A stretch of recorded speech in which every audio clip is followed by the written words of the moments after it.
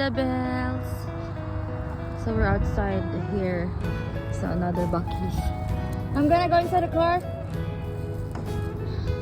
So Buc-ee's in Tennessee. I got my coffee.